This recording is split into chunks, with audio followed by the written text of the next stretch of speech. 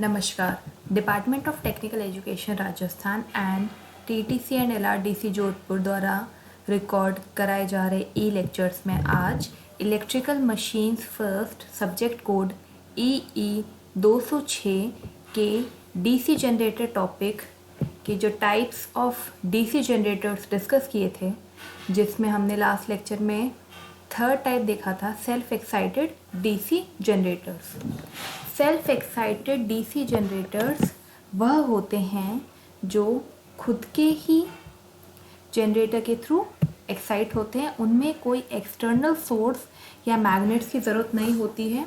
और हमने ये देखा था कि इनमें जो इनकी फील्ड कॉइल्स है वह आर्मेचर के साथ इंटरनली कनेक्टेड होती है। इसमें एक मेन कंसेप्ट हमने देखा था रेजिडुअल मैग्नेटिज्म का। उसकी वजह से थोड़ा फ्लक्स प्रेजेंट रहता है किसमें, पोल्स में, और जब आर्मेचर इन पोल्स के बीच में रोटेट होता है तो छोटे अमाउंट में ही EMF इंड्यूस होता है। उसकी वजह से थोड़ी मात्रा में करंट फ्लो होता है, और ये करंट जब फील्ड कॉइल्स के थ्रू फ्लो करता है तो पोल फ्लक्स की स्ट्रेंथ है वो बढ़ती रहती है, और जैसे जैसे पोल फ्लक्स की स्ट्रेंथ बढ़ती है वह ज़्यादा EMF प्रोड्यूस करता है और ज़्यादा करंट फ्लो करता है। इस तरह से यह क्यूमुलेटिव फेनोमेना, मतलब यह प्रोसेस चलता रहता है और इस तरह से एक्साइटेशन अपनी रेटेड वैल्यू पर पहुंच जाता है। यह हमने देखा था। फिर हमने बात की थी कि अब हम इसमें डिस्कस करेंगे types of self excited DC generators. यह किस बेसिस पे क्लासीफाई हैं, इनको हमने कैसे क्लासीफाई किया, according to the position of the field coils. Field coils की पोजिशन कहाँ है, कैसे है, उसके बेसिस पे सेल्फ एक्साइटेड डीसी जनरेटर को क्लासीफाई कैसे किया है, 3 टाइप्स में। पहला है सीरीज वाउंड जनरेटर, सेकंड है शंट वाउंड जनरेटर्स, और तीसरा है कंपाउंड वाउंड जनरेटर्स। पहले डिस्कस करते हैं series wound generator. In these type of generators, the field windings are connected in series with the armature conductors as shown in figure. Series का मतलब होता है कि साथ में ही। तो इस जनरेटर में किस तरह का सेल्फ एक्साइटेड है, इसमें जो फील्ड वाइंडिंग्स है वह आर्मेचर के सीरीज में कनेक्टेड है। फिगर में देखिए, यह है आर्मेचर और फील्ड वाइंडिंग है वह आर्मेचर के सीरीज में कनेक्टेड है, इसलिए इसे कह दिया सीरीज फील्ड। यह है series wound generator. Whole current flows through the field coils. अब जो करंट आर्मेचर में फ्लो कर रहा है वही का वही सीरीज में जो फील्ड कॉइल लगी हुई है उससे भी फ्लो करता है, और वही लोड से फ्लो करता है। अब जो सीरीज फील्ड वाइंडिंग है उसको ज़्यादा करंट, फुल लोड करंट है उसके थ्रू पास हो रहा है, इसलिए उसके नंबर ऑफ टर्न्स कम होते हैं, लेकिन वह थिक वायर की बनी होती है। The electrical resistance of series field winding is therefore very low। तो ज़्यादा करंट फ्लो कर रहा है और उसमें नंबर ऑफ टर्न्स कम है, लेकिन वह थिक वायर की बनी है। तो रेजिस्टेंस का फॉर्मूला क्या होता है, R = ρL/A। एरिया A ज़्यादा हुआ तो रेजिस्टेंस कम हो गया, इसलिए जो सीरीज फील्ड वाइंडिंग का रेजिस्टेंस है वह बहुत ही कम होता है, लगभग 0.5 ओम के करीब होता है। फिगर में जो टर्म्स है उनको देखते हैं। RSC डिनोट करता है सीरीज फील्ड वाइंडिंग का resistance, ISC current flowing through the series field. जो ये सीरीज फील्ड वाइंडिंग लगी हुई है इसका रेजिस्टेंस है RSC, और ISC है series field current. RA armature का रेजिस्टेंस, IA आर्मेचर का करंट, IL है लोड करंट, V है टर्मिनल वोल्टेज, और EG है जनरेटेड EMF। EG आर्मेचर में जनरेटेड EMF, और लोड के अक्रॉस जो वोल्टेज है V टर्मिनल वोल्टेज, IL क्या है, लोड करंट। देन फिगर से हम देख सकते हैं कि जो I है equal to ISC equal to IL, और उसको I से डिनोट करते हैं, यानी कि जो आर्मेचर का करंट है वही फील्ड कॉइल से पास हो रहा है, उसको ISC से डिनोट करते हैं, वही लोड से पास हो रहा है, पूरे सर्किट में एक ही करंट है, इसको I से डिनोट करते हैं। अब लोड के अक्रॉस वोल्टेज कितना होगा, V, वो हो जाएगा जनरेटेड EMF जो आर्मेचर में जनरेट हो माइनस आर्मेचर के रेजिस्टेंस में जो ड्रॉप हुआ है वह टर्मिनल वोल्टेज के अक्रॉस होगा, जो कि लोड के अक्रॉस वोल्टेज है। V equal to E G minus I into I A R A. Power generated is equal to generate armature में कितनी हुई है, EMF into current, PG is equal to EG cross I। और power delivered to the load, load को कितनी होगी, जो load के क्रॉस वोल्टेज है V terminal voltage into current I। तो यह इक्वेशन है जो टर्मिनल वोल्टेज और पावर अक्रॉस द लोड वो देती है for a series wound generator. Next हम बात करते हैं शंट वाउंड जनरेटर की। शंट वाउंड जनरेटर क्या होते हैं, in these type of generators the field windings are connected in parallel with the armature. Shunt का मतलब होता है पैरेलल में और सीरीज का मतलब होता है उसी के साथ। तो इनमें जो आर्मेचर के पैरेलल में शंट फील्ड कनेक्टेड है, तो यह फील्ड वाइंडिंग्स इस आर्मेचर के पैरेलल में आ गई, इसीलिए इसका नाम रख दिया शंट फील्ड। और यह जो जनरेटर है यह हो गया shunt wound generator. In shunt wound generator the voltage in the field winding is same as the voltage across the terminal. हम जानते हैं कि जब दो चीज़ें सीरीज में कनेक्टेड होती है तो उनमें करंट सेम होता है। तो सीरीज वाउंड जनरेटर में क्या था, आर्मेचर के साथ में सीरीज फील्ड थी तो दोनों के अक्रॉस करंट सेम था। अब इसमें जो फील्ड वाइंडिंग्स है वह आर्मेचर के पैरेलल में, और पैरेलल में क्या होता है, जो वोल्टेज इन दो पॉइंट्स के बीच में इस आर्मेचर के अक्रॉस होगी वही वोल्टेज इन दो पॉइंट्स में इस शंट फील्ड के इक्वल होगी। तो यही कह रहा है कि शंट वाउंड जनरेटर में वोल्टेज है फील्ड वाइंडिंग में वह वोल्टेज अक्रॉस द टर्मिनल या फिर जो आर्मेचर वोल्टेज है इन सबके इक्वल होगी। यहाँ इन दोनों पॉइंट्स के बीच में वोल्टेज V टर्मिनल वोल्टेज, इन दो पॉइंट्स के बीच की वोल्टेज और इस शंट फील्ड के अक्रॉस वोल्टेज इक्वल होगी। अब हम टर्म्स देखते हैं RSH। SH किस लिए लिया है, शंट के लिए। शंट वाइंडिंग जो है उसका resistance, ISH current flowing through the shunt field, RA denote कर रहा है armature resistance, IA armature current, IL load current, V terminal voltage across the load and EG क्या है, जनरेटेड EMF। अब हम देखते हैं कि जो आर्मेचर करंट है, the armature current is dividing into two parts. वह दो पार्ट्स में डिवाइड हो रहा है, कौन कौन से हैं, एक तो है शंट फील्ड करंट ISH और दूसरा है लोड करंट। फिगर से देखिए यह है IA आर्मेचर करंट निकला इस नोड के ऊपर, यह कुछ पार्ट इधर के और कुछ पार्ट इधर के, यानी कि ये दो पार्ट्स में डिवाइड कर गया। एक तो क्या है ISH शंट फील्ड का करंट और IL क्या है, लोड करंट। तो ये दो पार्ट्स हो गए आर्मेचर करंट के।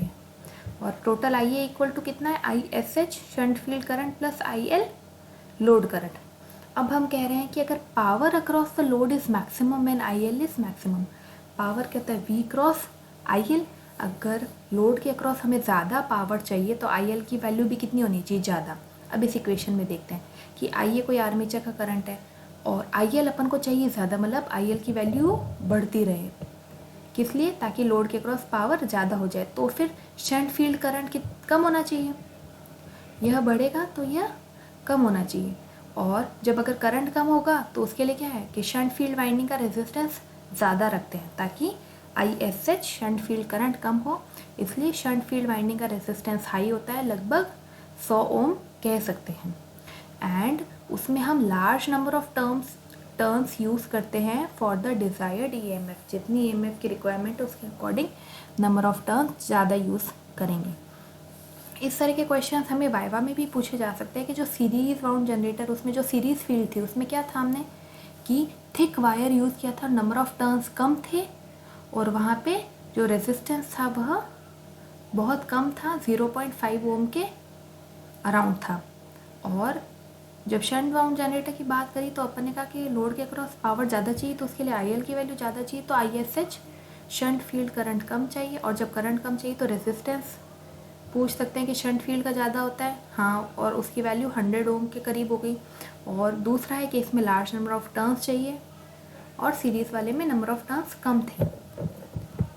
यहाँ हमने बात की थी कि क्योंकि ज़्यादा करंट फ्लो होता है इसलिए नंबर ऑफ टर्न्स कम थे, लेकिन थिक वायर यूज़ किया था सीरीज़ में और उसका रेजिस्टेंस भी लो था, 0.5 ओम।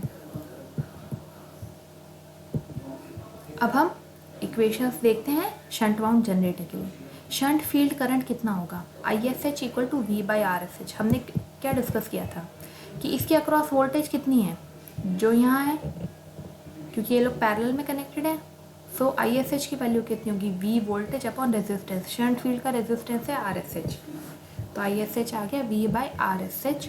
Voltage across the load, load के अक्रॉस कितनी वोल्टेज होगी कि आर्मेचर में जो जनरेटेड है EMF EG माइनस आर्मेचर के रेजिस्टेंस RA में कितना वोल्टेज का ड्रॉप हुआ IA RA। पावर जनरेटेड कितनी होगी आर्मेचर में, EG इंटू IA, ये इसको डिनोट करते हैं PG से, पावर जनरेटेड। और एक फोर्थ टर्म आती है power delivered to the load, load को कितनी पावर गई, PL equal to V cross IL। ये सारी इक्वेशन है for the shunt wound generator. अब सेल्फ एक्साइटेड जनरेटर में तीसरा टाइप आता है compound wound generator. A combination of the series and shunt wound generator is called the compound wound DC generator. Compound wound generators have both series field winding and shunt field winding, यानी कि series और shunt generator का combination है, इसलिए इसका नाम रखा है कंपाउंड वाउंड जनरेटर। और इसमें बोथ सीरीज फील्ड वाइंडिंग भी होगी और शंट वाइंडिंग भी होगी। One winding is placed in series with the armature, तो हो जाएगी series, and other is placed in parallel with the armature, तो हो जाएगी shunt. These type of generator, यह भी फर्दर दो तरह के होते हैं, एक तो है short shunt compound wound generator और दूसरा है long shunt compound wound generator. अब हम इनको एक एक करके डिस्कस करते हैं। पहला है short shunt compound wound DC generator. In this type of generator, only the shunt field winding is placed in parallel with the armature। ये कह रहा है ये आर्मेचर है, और कंपाउंड वाउंड जनरेटर में क्या होता है, सीरीज वाइंडिंग होती है और शंट वाइंडिंग होती है। और जो ये शंट फील्ड वाइंडिंग है यह आर्मेचर के पैरेलल में लगी हुई है और सीरीज वाली आर्मेचर के साथ सीरीज में लगी हुई है। तो सिर्फ अगर शंट फील्ड की जो वाइंडिंग है वह आर्मेचर के पैरेलल में है तो यह है short shunt compound wound generator. इसमें series field current is equal to, ये देखिए IA आर्मेचर करंट निकल रहा है, IA ISH में डिवाइड हो रहा है और ISC में हो रहा है, और ISC लोड के अक्रॉस फ्लो हो रहा है, यानी कि ISC और IL दोनों बराबर है सीरीज फील्ड करंट और load current. Shunt field current ISH कैसे निकलेगा कि इसके अक्रॉस जो वोल्टेज है, जो आर्मेचर है वह शंट फील्ड वाइंडिंग के पैरेलल में, और ये सीरीज और लोड दोनों मिला के जो है वह शंट फील्ड के पैरेलल में है। तो इसके अक्रॉस वोल्टेज कितनी होगी, V प्लस इसके अक्रॉस जो वोल्टेज है सीरीज फील्ड के अक्रॉस, यानी कि V plus ISC series field का करंट और RSC, यह तो टोटल वोल्टेज हो गई शंट फील्ड के अक्रॉस, और इसका रेजिस्टेंस है RSH, तो यह आ गई ISH की वैल्यू। आर्मेचर करंट किसके इक्वल है, IA equal to ISH plus IL, IA equal to ISH plus IL, और ISC और IL तो इक्वल हैं ही। वोल्टेज अक्रॉस लोड, लोड के अक्रॉस कितनी वोल्टेज है, V। आर्मेचर में जनरेटेड EMF माइनस आर्मेचर के रेजिस्टेंस में कितना ड्रॉप हो रहा है, माइनस सीरीज फील्ड वाइंडिंग जो है उसमें कितना ड्रॉप हो रहा है, ISC RSC, यानी कि EG minus IRA minus ISC RSC will give V terminal voltage. Power generated का फॉर्मूला वही रहेगा, EG cross IA, and power delivered क्या होगा, टर्मिनल वोल्टेज इनटू IL, और V की वैल्यू हम यहाँ से पुट कर देंगे तो ये आ जाएगा PL, power delivered to the load. Next long shunt compound wound DC generator. इसमें क्या होता है, shunt field winding is in parallel with both the series field and the armature winding.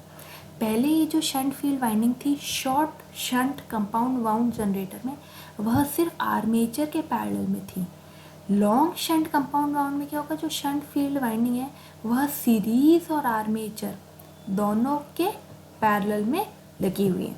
अब इस केस में जो शंट फील्ड वाइंडिंग के across voltage है वो कितना होगा, टर्मिनल वोल्टेज के अक्रॉस, क्योंकि ये सब पैरेलल में कनेक्टेड है। तो यह आप शॉर्ट और long shunt compound wound DC generator के फिगर से एक बार वापस समझ लीजिए कि यदि सिर्फ आर्मेचर के पैरेलल में शंट फील्ड लगा है तो यह है short shunt compound wound generator, और यदि शंट फील्ड सीरीज फील्ड और आर्मेचर दोनों को मिलाएं उनके पैरेलल में लगी हो तो यह है long shunt compound wound generator. अब इस केस में शंट फील्ड करंट कितना होगा, हमने देखा था कि जो शंट फील्ड वाइंडिंग है उससे क्रॉस वोल्टेज कितनी है, टर्मिनल वोल्टेज के equal. So I S H equal to V by R S H. जो आर्मेचर करंट है और सीरीज फील्ड करंट है वो इक्वल ही है, जितना आर्मेचर से फ्लो करा आई ए वही सीरीज फील्ड के थ्रू फ्लो करे, यानी कि आई एस सी। फिर यह किस में डिवाइड हो रहा है, आई एस एच और आई एल में, यानी कि I S C equal to I S H plus I L. अब voltage across the load, load के अक्रॉस टर्मिनल वोल्टेज वी कितना हुआ, आर्मेचर में generated E M F E G minus armature में drop I A R A minus I S C into R S C. अब I A और I S C equal है, आई ए कितना है armature current और आई एस सी क्या है series field का करंट, दोनों इक्वल ही है। तो आई ए को कॉमन ले लिया तो वी का फॉर्मूला क्या आ गया, E G minus I A bracket में R A plus R S C. Power generated E G into I A और power delivered to the load कितना है, P L equal to V cross I L. यह equations हैं कि इसके लिए long shunt compound mount generator की।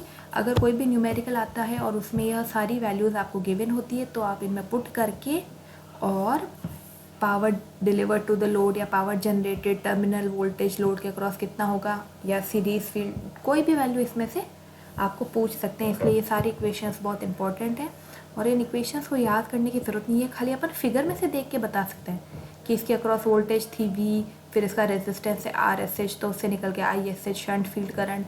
फिर इधर देखते हैं कि आर्मेचर से करंट आई ए फ्लो कर रहा है और सीरीज फील्ड से आई एस सी, दोनों सीरीज में है तो इनका करंट इक्वल हुआ। फिर जो आई एस सी है वह इस आई एस एच और आई एल को मिलाएंगे तब निकलेगा, इन दोनों का सम होगा। वी कैसे निकलेगा, ई जी माइनस यहाँ पे आई ए की वजह से आई ए आर ए में कितना ड्रॉप हुआ और I S C R S C में कितना ड्रॉप हुआ, उनको सब्ट्रैक्ट करने पे आपका वी निकल जाएगा। तो इस तरह से ये सारी इक्वेशंस हम इजीली फिगर से ही समझ के और निकाल सकते हैं।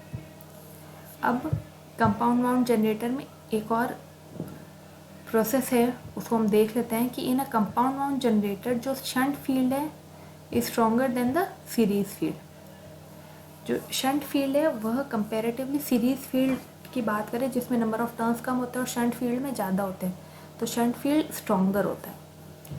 When the series field assist the shunt field, जब सीरीज फील्ड है, कंपाउंड में सीरीज और शंट दोनों होंगे, अगर सीरीज फील्ड शंट फील्ड को असिस्ट कर रहा है तो जनरेटर क्या होगा, क्यूमुलेटिवली कंपाउंड वाउंड।